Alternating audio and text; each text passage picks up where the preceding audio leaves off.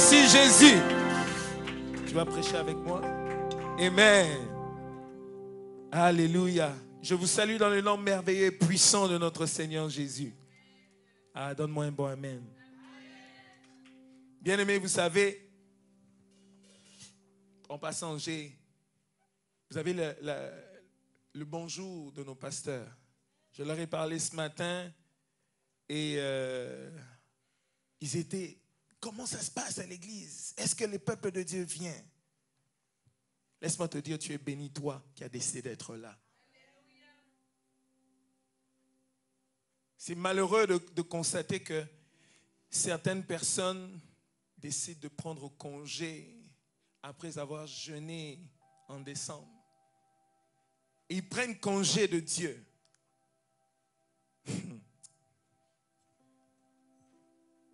Nous en parlerons dimanche. Amen. Ce soir, nous allons parler. Nous sommes encore en train de parler de notre sujet que nous avons débuté mercredi. Remerciements et actions de grâce. Mais nous allons le développer encore un petit peu plus. La puissance de l'action de grâce. L'action de grâce est un acte de reconnaissance envers Dieu venant du cœur et exprimé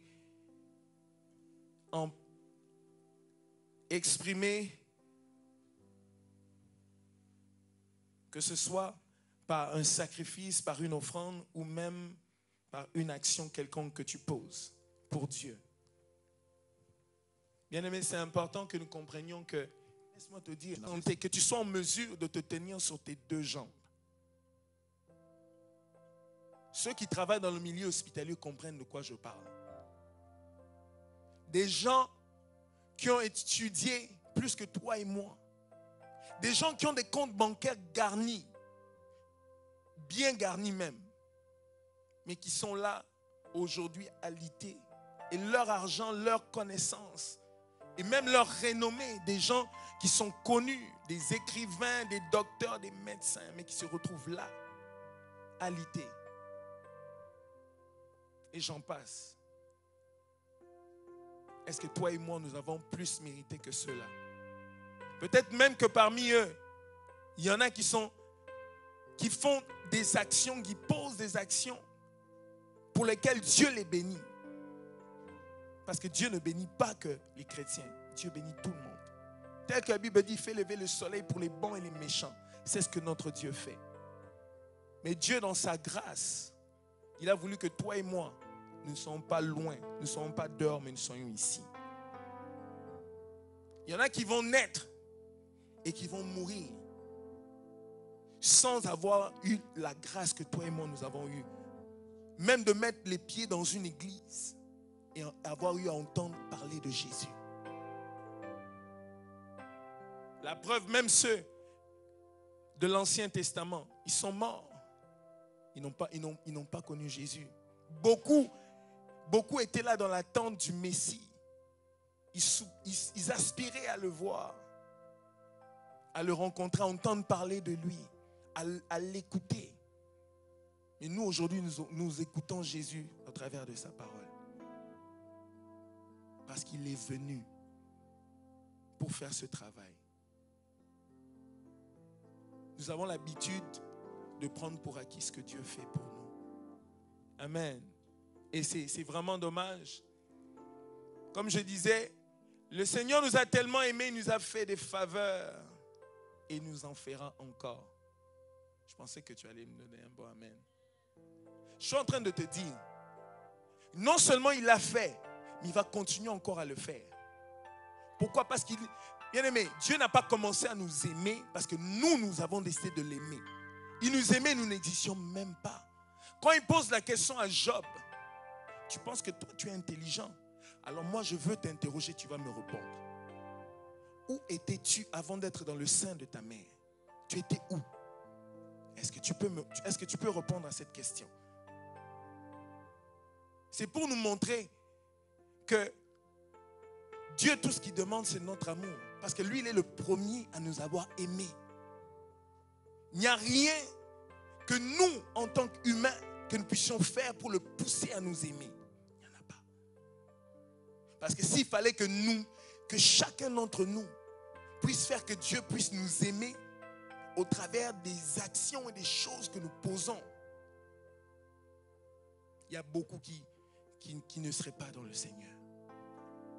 Et beaucoup, parmi nous, il y a plusieurs de nos actions que nous aurions posées qui n'auraient pas pesé lourd. Voilà pourquoi lui-même il a dit, que mon propre fils vienne mourir à la croix pour eux. Il a démontré un amour qu'on ne pourra jamais trouver sur cette terre. Même les anges eux-mêmes, ils n'étaient pas en mesure d'accepter de faire un tel sacrifice pour des êtres de boue que nous sommes. Et Jésus, dans toute sa gloire, il a dit, moi je vais laisser ça ici et je vais aller, je vais descendre. Je vais prendre cette chair, essayer de comprendre ce qu'ils vivent au quotidien. C'est quoi être un être humain fait de cette terre sur laquelle nous marchons? C'est quoi? Et il a vécu. Voilà pourquoi à tous les jours, il intercède pour nous auprès du Père. Il dit, Seigneur, j'ai été là et je sais que ce n'est pas facile. J'ai vécu avec eux. Et j'ai pris ce corps. Et les choses qu'ils endurent, je les ai endurées. Quoique moi, je les ai surmontées jusqu'à la fin. Mais je sais que ce n'est pas facile. Il l'a fait pour nous. Et en retour, il attend de notre part la manifestation de nos remerciements. Et il nous enseigne que notre reconnaissance porte des fruits glorieux. Jésus, au travers de sa parole, est en train... Frère, mets-moi...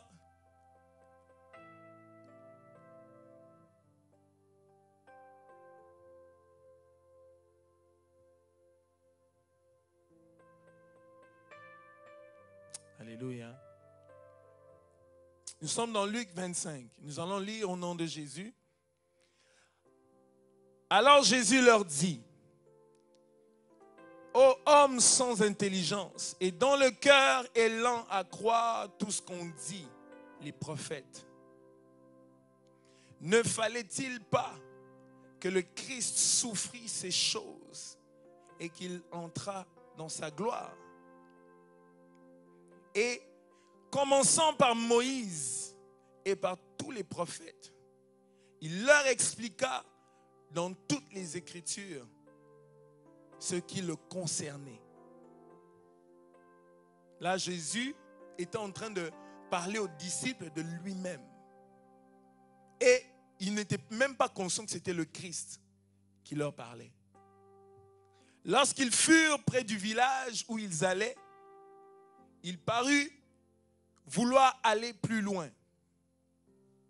Mais ils le pressèrent en disant, reste avec nous, car le soir approche. Le jour est sur son déclin. Et il entra pour rester avec eux.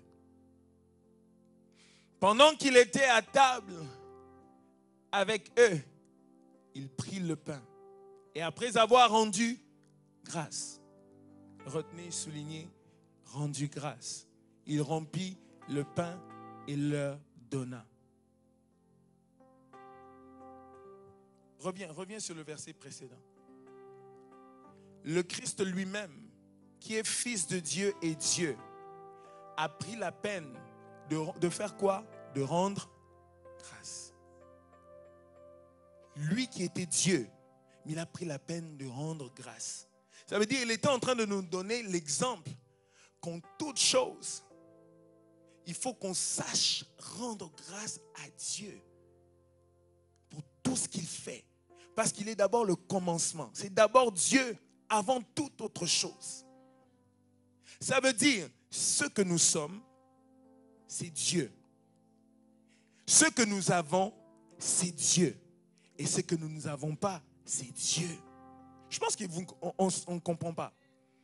Ce que le Seigneur voulait nous montrer comme exemple, c'est de dire, peu importe ce que tu vis comme situation, En premier lieu, positionne d'abord Dieu dans ta vie. Apprends à reconnaître dans les petites choses que Dieu fait pour toi. Et dis, Seigneur, je te bénis. Même pour la santé que j'ai. Tu attends d'avoir 10 millions un jour. Tu ne l'as peut-être pas encore aujourd'hui. Mais rends-lui grâce pour le 10 000 que tu as. Rends-lui grâce pour le seul enfant que tu as, même si tu voudrais en avoir je ne sais combien. Rends-lui grâce pour la petite entreprise que tu as aujourd'hui, même si tu voudrais demain faire partie des grands de ce monde. Mais rends-lui grâce pour ce qu'il fait maintenant.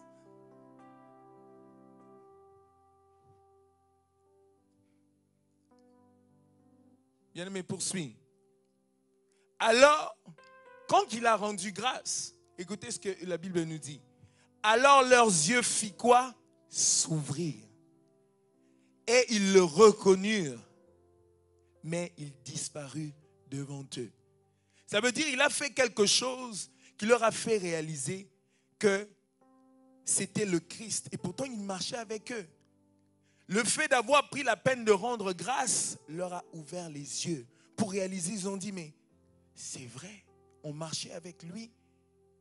Et on n'a même pas pris le temps de reconnaître que c'était lui. Et le temps qu'il a passé avec nous, juste le temps de partager ce repas, il leur a dit, écoutez, on va rendre grâce à Dieu. Et vous savez quoi?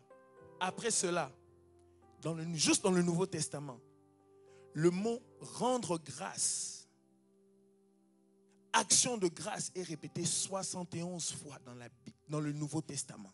Juste la portion du Nouveau Testament. Rendu grâce, action de grâce, rendre grâce, action de grâce, 71 fois. Juste dans le Nouveau Testament. Et après cela, qu'est-ce qui s'est passé? Vous pourriez aussi le voir dans Luc 24, 30.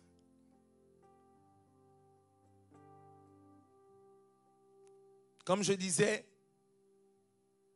le Seigneur a voulu nous montrer l'exemple que lorsque tu commences par positionner d'abord Dieu, parce que l'action de grâce précède le miracle. Je pense qu'il y a quelqu'un qui n'a pas compris. Prier, c'est une bonne chose. Prier sans cesse, c'est une bonne chose. Mais la prière accompagnée des actions de grâce est encore meilleure et c'est efficace. Parce que l'action de grâce, je donne un exemple. Pourquoi est-ce que quelqu'un qui est dans des tribulations, qui passe des moments tellement difficiles dans sa vie, je ne veux pas aller loin, on va prendre l'exemple de Paul et Silas en prison. Beaucoup parmi nous de cette génération, si seulement le Seigneur pouvait nous faire passer, ne serait-ce que par le un tiers de souffrance que Paul a vécu, beaucoup déjà auraient abandonné. Cet homme de Dieu a souffert pour Dieu. Il est allé jusqu'en prison. Beaucoup disent, moi j'irai. La preuve, même Simon a dit, moi je suis prêt à aller jusqu'à la mort pour toi. Mais une petite femme, là seulement, dit, toi aussi tu étais avec lui. Il a commencé à renier Christ. Et Paul, malgré tous les miracles qu'il a pu accomplir, des gens pouvaient seulement toucher seulement un mouchoir que Paul avait touché. Les malades étaient guéris. Malgré toute l'onction qu'il possédait, Dieu a quand même permis que Paul entre en prison. Et qu'est-ce que Paul a fait en prison? Il a commencé à rendre grâce à Dieu et à louer Dieu. Et nous savons tous ce qui s'est passé. Les chaînes se sont rompues. Les portes de toute la prison se sont ouvertes. Au point où le centenier, il voulait se tuer. Paul lui dit, non, garde-toi de faire ça. Parce que ce n'est pas ta faute. Tu ne comprends pas, c'est quelque chose qui te dépasse. ne t'enlève pas la vie. Si des gens puissants comme des Paul, des serviteurs de Dieu puissants dans la Bible que nous lisons, ont compris ces choses. Ils ont compris. Paul, il le reprend dans plusieurs versets. Il le reprend pour nous expliquer combien rendre grâce à Dieu est importante.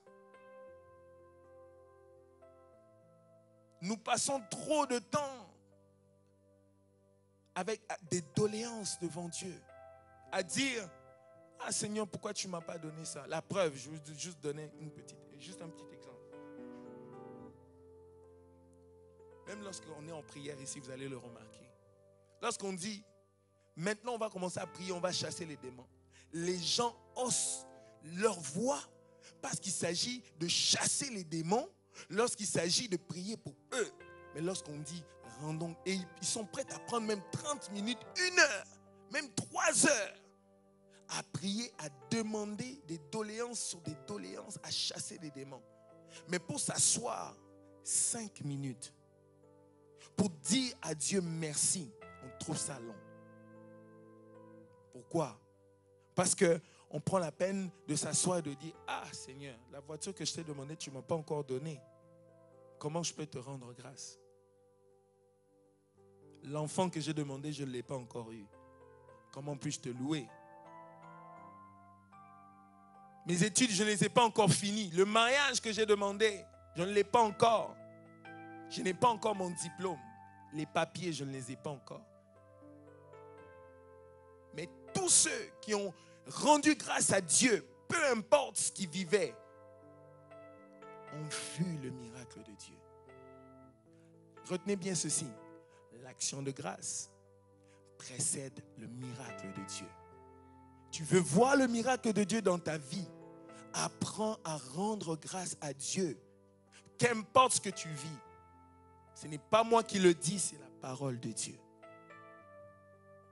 Ce n'est pas moi qui l'ai inventé. Frère, mets-nous 1 Thessaloniciens 5. Regardez ce que la Bible dit. 16. Soyez toujours joyeux. Ce n'est pas pour rien que Paul dit ça. Lui-même qui est passé par des tribulations terribles. Il dit, qu'importe ce que tu traverses, qu'importe ce que tu vis, Dieu dit, sois toujours dans la joie.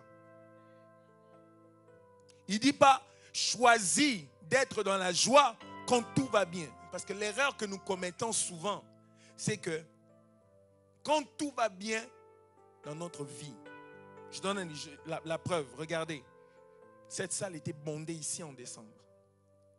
Où sont partis tout le monde? Où sont partis tout le monde?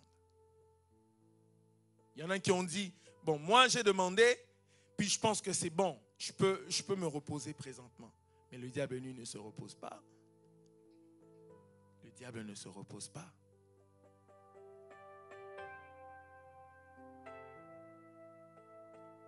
Bien-aimé, poursuis. Priez sans cesse. Ça veut dire, il nous dit, sois dans la joie et continue de prier. C'est ce que nous sommes en train de faire ce soir. Ça veut dire, toi qui es venu, tu as décidé de dire, oui, j'ai prié, oui, j'ai fait des déclarations, oui, je crois que Dieu a fait et qu'il va continuer de faire, mais je fais quoi? Je continue de prier. Je continue de faire quoi? De prier. Parce que tu veux matérialiser ce que tu as demandé à Dieu. C'est ça. Tu veux que ce que tu as demandé à Dieu puisse devenir palpable dans ta vie. C'est de ça qu'on parle. Et le prochain verset dit quoi? Rendez grâce à Dieu en toutes choses, car c'est à votre égard la volonté de Dieu complète. Ah non, je n'ai pas entendu. C'est la volonté de Dieu en... Ça veut dire, Dieu veut que Dieu aime ça, qu'on lui rende grâce. Parce qu'il sait, il est conscient qu'il fait. Mais c'est nous qui ne voyons pas que Dieu fait. C'est nous qui avons l'impression que parce qu'on m'a donné un stylo, c'est juste un stylo. Mais le voisin, on ne lui a pas donné le stylo. On t'a promu un poste. Ah, mais c'est juste un petit poste. Le salaire ne suit pas. Mais Dieu sait comment est-ce qu'il emmène les gens graduellement. Pourquoi tu veux enjamber les étapes? Laisse Dieu. Parce que lorsque Dieu nous fait passer d'étape par étape, Dieu c'est un bon père. Tout ce qu'il fait a un but. Tout ce que Dieu fait, il n'y a pas de hasard pour Dieu. Nous, souvent, nous pensons que les choses nous tombent dessus parce que c'est le hasard. Non.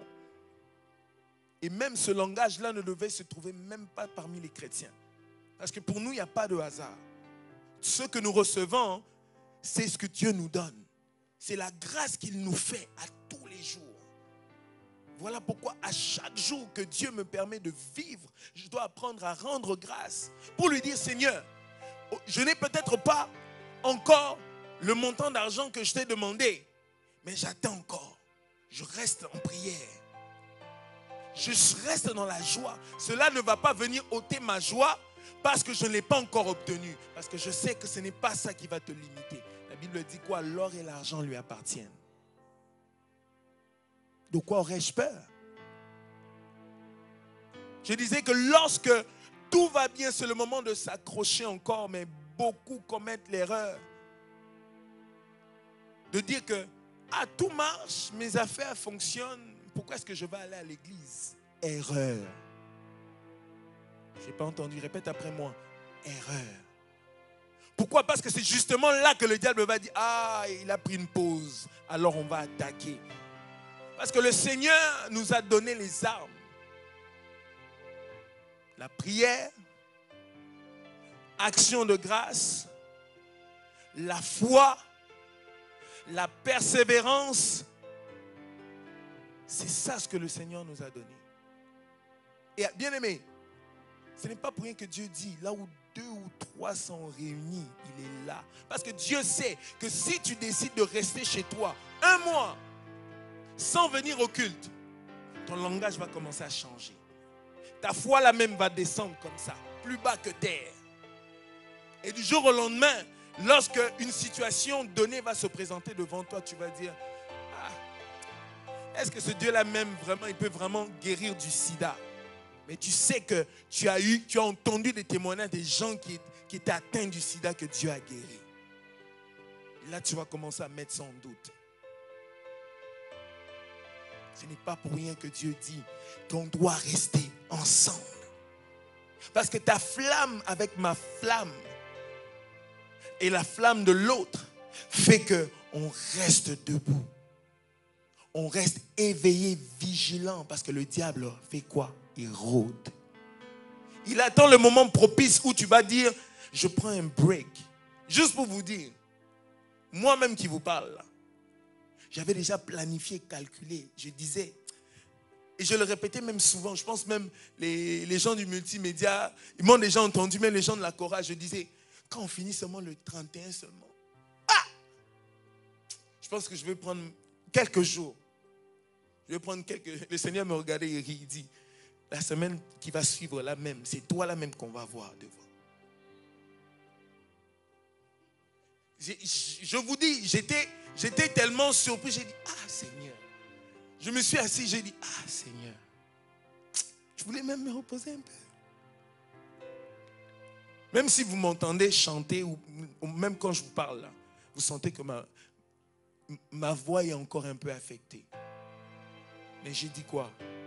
À la guerre comme à la guerre. Parce que ce que ce Dieu-là fait, et qu'il va continuer il est en train de faire, il va continuer de faire, dépasse même mon entendement. Dépasse mon entendement. Je vous dis, Dieu a fait des choses cette année-là même, 2018. Je vous épargne les détails. Mais tu as déjà vu qu'une prière que tu as faite entre toi et Dieu dans la chambre, quelqu'un vient te voir, te dit, Dieu m'a dit ça, ça, ça, ça, ça. Et c'est exactement ce que j'ai demandé à Dieu. Là, tu es comme, et ce n'est pas arrivé une fois, pas 2 fois. Cette année 2018. Au point où j'ai dit, ah Seigneur, ça m'a fait du bien de savoir que j'appartiens à un Dieu puissant. Celui-là qui a fait les oreilles, il m'entend, il m'écoute quand je prie. Ça m'a rassuré, ça m'a reconforté dans ma foi. J'ai dit, je sais que je ne manquerai jamais de rien. Parce que mon Dieu est là. Voilà pourquoi ce soir, je suis venu dire à quelqu'un. Dieu est en train de dire à quelqu'un. Apprends à rendre grâce. Dans le peu, tu trouves que ce que tu as est peu. Rends-lui grâce. C'est en lui rendant grâce dans le peu que tu as que Dieu va te surprendre, Dieu va t'étonner. Beaucoup pensent qu'ils ont des diplômes parce qu'ils sont intelligents. Mais il y a des gens plus intelligents. Moi, je connais dans mon pays des gens que j'ai laissés super intelligents. Ils n'ont même pas pu aller plus loin que toi et moi qui sommes ici. Je connais des gens dont les parents avaient beaucoup d'argent. Mais ils voulaient les envoyer à l'extérieur, à l'étranger pour qu'ils aillent étudier. Le Seigneur n'a pas permis. Mais toi et moi, nous sommes ici. Chez nous, là-bas, beaucoup parmi nous étaient considérés comme des gens qu'on néglige. Mais Dieu a pris ces gens-là, il nous a emmenés ici. Aujourd'hui, nous ne sommes peut-être pas riches comme les Bill Gates, mais Dieu nous donne ce dont nous avons besoin pour vivre. Il nous a tirés d'une situation misérable d'où on était pour nous emmener ici, alors que nombreux sont encore là. Peut-être qu'ils prient plus que toi et moi. Oui, beaucoup prient au pays plus que toi et moi. Ils jeûnent, ils restent dans... Bien-aimés, moi j'étais dans des églises où il y avait une permanence. Où est-ce que les gens sont là à l'église en permanence? Tu n'as pas besoin de mettre un gardien. Tous les jours, il y a quelqu'un à l'église. Tous les jours. Et ils dorment là. Beaucoup parce qu'ils n'ont nulle part d'autre où aller. Et d'autres parce qu'ils sont encore là au pied du maître en train d'attendre l'exaucement qu'ils veulent de la part de Dieu. Dieu nous demande seulement de venir. Regardez, juste le petit exercice de venir ici prier le mercredi, le vendredi et le dimanche. Beaucoup trouvent ça ardu. Beaucoup trouvent ça ardu. Et je me souviens qu'au pays, les gens étaient prêts à rester des jours et des jours à l'église. Des jeunes et des jeunes à rentrer. Un jeune finit, un autre commence. Et tu fais encore partie du même groupe des gens qui... Tu viens à peine de sortir d'un autre jeune, mais il rentre encore dans un autre jeune. Moi, j'ai vu ça comme ça. On ne m'a pas raconté, j'ai vu. Tout ça pour dire, bien aimé, apprenons à rendre grâce à Dieu dans ces choses-là. Il y a une puissance dans le fait d'exprimer la gratitude envers Dieu. C'est tellement puissant. Ne jamais rien prendre pour acquis. Tout ce que tu as, ce n'est pas parce que tu l'as mérité. Tout ce que nous avons, ce n'est pas parce que nous avons été meilleurs en quoi que ce soit. Personne. Personne. Ce n'est que la grâce de Dieu. Grâce sur grâce. Voilà pourquoi nous devons apprendre à lui rendre grâce pour tout ce qu'il fait pour nous. S'entraîner à toujours être reconnaissant en toutes choses. Ah, j'aime bien ce mot, s'entraîner. Ça veut dire, même quand des fois, tu commences à oublier que tu n'as pas eu ça, tu n'as pas obtenu telle ou telle autre chose par ta propre force. La Bible est tellement complète. Voilà pourquoi elle dit, ce n'est ni par ma force, ni par ma puissance, mais c'est par l'Esprit de l'Éternel. C'est Dieu qui fait. Quand à chaque fois, Tu vois que ton cœur commence à te dire, ah, tu vois comment tu es trop belle là. Tu vois comment tu es trop intelligent. Tu vois comment tu es ceci, tu es arrivé. Dis à cette voix-là, ce n'est pas moi qui fais, c'est Dieu. Et là, Dieu, qu'est-ce qu'il va faire? Il va continuer à multiplier ses grâces dans ta vie. Parce qu'il va dire, cette personne-là, même si aujourd'hui je lui donne un château, elle ne va jamais se frapper la poitrine et dire, c'est moi qui... J'y suis pour quelque chose. Elle va dire, non, ce n'est pas moi, c'est celui-là.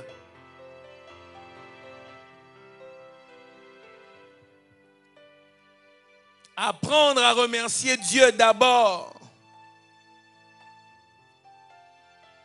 En chaque chose. Bien sûr. Et chaque homme, chaque femme, chaque enfant que tu rencontres qui a eu à te faire du bien. Les enfants de Dieu ont eu la mauvaise habitude de ne pas remercier. Quelqu'un qui t'a fait du bien, ça ne coûte rien. Dis-lui merci. Ton bien-aimé t'a fait du bien.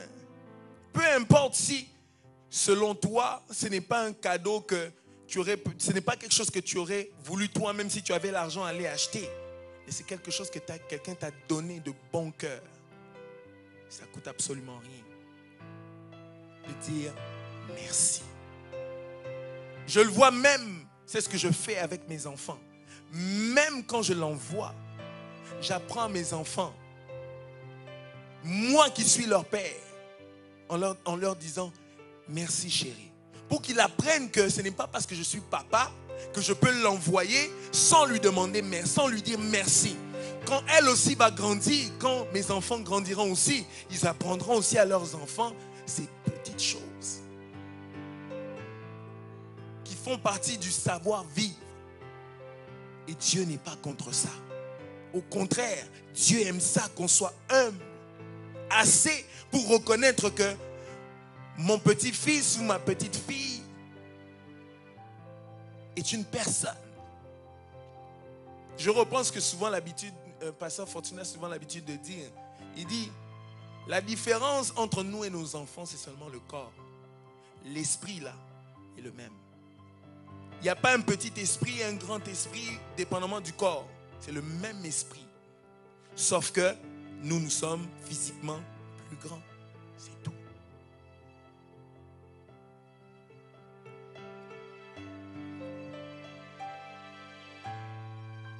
Apprendre à tout relativiser. Les échecs, les situations difficiles. Parce que souvent, nous avons tendance à penser que lorsqu'on est tombé quelque part, on a tous eu à connaître des échecs. De quelque manière que ce soit. Peut-être que parce que tu voulais débuter quelque chose, tu t'es trompé. Tu pensais que c'était cette voie-là que tu devais prendre. Mais tu t'es rendu compte que ce n'était pas ça. Mais tu rentres en toi-même, tu dis, Seigneur, je n'ai pas écouté ton esprit. Je n'ai pas écouté ce que le Saint-Esprit voulait me dire. Pardonne-moi. Mais tu relativises et tu dis, Seigneur, l'échec là, quand je suis tombé, oui, je suis tombé, mais je me suis relevé, j'ai enlevé la poussière et je continue. Et j'ai appris de cette erreur que j'ai commise. Et plus jamais. Je ne referai plus la même erreur parce que j'ai appris. C'est ce qu'on apprend même à nos petits-enfants. Pour leur dire, tu vois ce que tu as fait? Ce n'est pas bon. Prochainement, ne refais plus. Mais Dieu, il veut que nous aussi, quoi que nous soyons parents, nous commettons cette erreur souvent. Nous pensons que le monde s'écroule parce que on a rencontré un échec quelconque. Mais ce n'est pas la fin du monde. Tu enchaînes des réussites. Gloire au Seigneur. Reste calme. Beaucoup commencent à se bomber la poitrine parce qu'ils commencent à accumuler des succès et des réussites. Ce n'est pas une raison de se frapper la poitrine. On reste calme. Parce qu'en tant qu'enfant de Dieu, l'humilité Yes.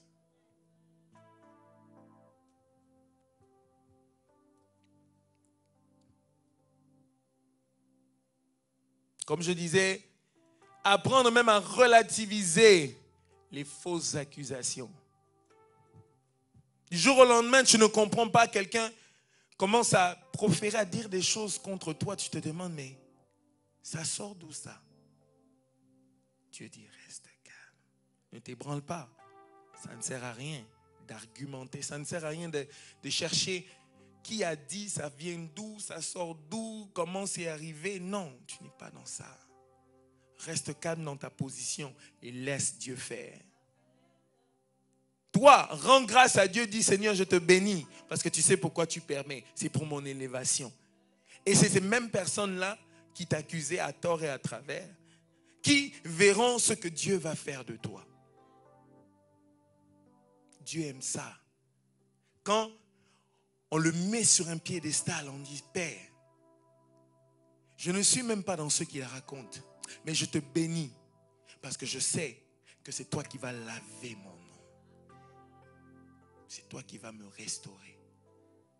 Et tu finiras par démontrer que c'était des fausses accusations. C'est des accusations gratuites envers moi.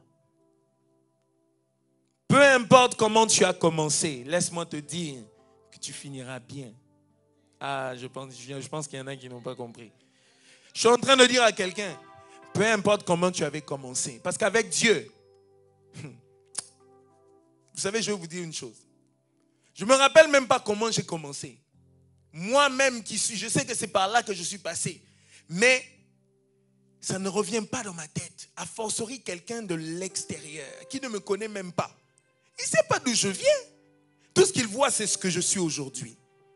Et il va voir aussi ce que je vais devenir demain avec Dieu. C'est ça. Perds pas ton temps. Laisse-les. Laisse les gens parler. Laisse les gens faire ce que eux pensent faire, qui est bon. Mais Dieu te dit, crois seulement. Tu vas bien finir. Car personne ne va même se rappeler comment tu avais commencé, mais plutôt comment tu as fini. La fin de ta vie s'écrira gloire. Ah, tu n'as pas compris. La fin de ta vie s'écrira gloire. Non pas pour que toi tu te glorifies, mais pour que celui-là que tu sers soit glorifié. Parce qu'il a dit, le temps est arrivé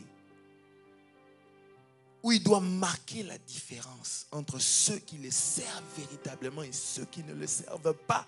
Je l'ai dit ici mercredi, il est temps que ce soit seulement les enfants de Dieu qui pleurnichent tout le temps. Ça, c'est le diable qui veut faire croire aux gens qui sont dehors qu'à partir du moment où tu choisis de choisir Dieu, Jésus-Christ dans ta vie, mais ta vie vient de prendre un coup. Au contraire, Dieu m'emmène à un autre niveau dès que je crois au Seigneur Jésus.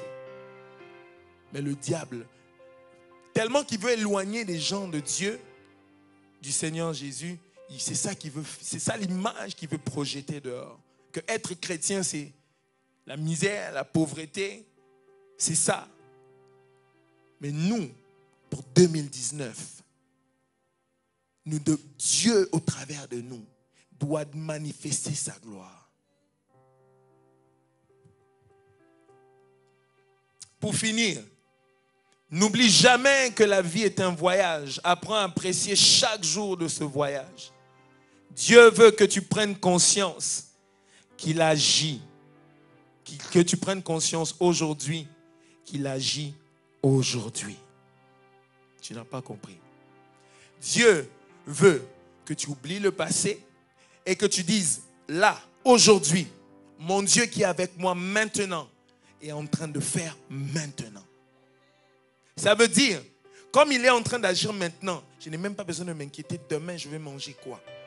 Je n'ai même pas besoin de me poser la question, comment je vais payer mon hypothèque?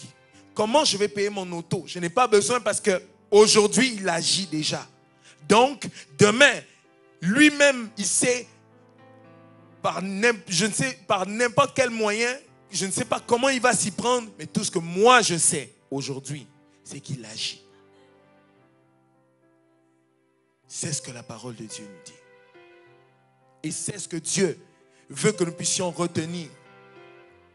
Ça, c'est l'attitude que Dieu veut que nous puissions avoir. Amen. Nous allons nous lever, nous allons prier.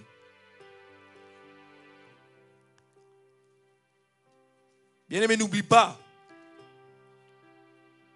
L'Église primitive passait leur temps à rendre grâce à Dieu.